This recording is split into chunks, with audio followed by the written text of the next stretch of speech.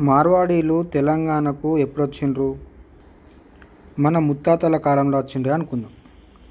మరి మన తాత టైంలో ఎందరొచ్చిండ్రు? ముత్తాతల కాలంలో ఒక్కరో ఇద్దరు వస్తే మన తాత టైంకి అప్పటికి ఎందరున్నారు? ఆ తర్వాత మన తండ్రి టైం వచ్చేటప్పటికి ఎందరున్నారు? తర్వాత ప్రెజెంట్ మన టైం వచ్చేటప్పటికి ఎందరున్నారు మార్వాడీలు ఇప్పుడు? అంటే అప్పుడు ఇద్దరున్నోళ్ళు ఇప్పుడు 200 అయినరు, 2000 అయినరు, 2 లక్షలు అవుతున్నారు. మరి రేపటి నాడు మన మన కొడుకులు అప్పుడు ఎందరు ఉంటారు? 2 కోట్లు అయిపోతారు వాళ్ళే. తర్వాత మన మన మన మన మన మన- మనం మనమల్ల టైంలో ఎవరు అయిపోతారు?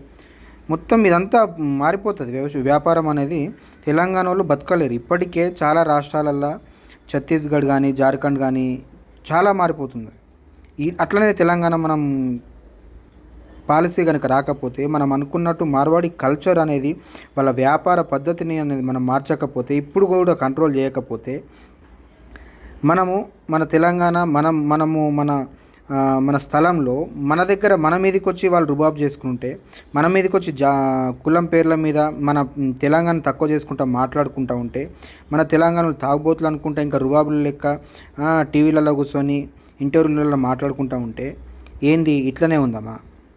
మనం ఒక పాలసీ కోరుకోవద్దా? మనం వాళ్ళకు భయపడుకుంటా ఉందామా?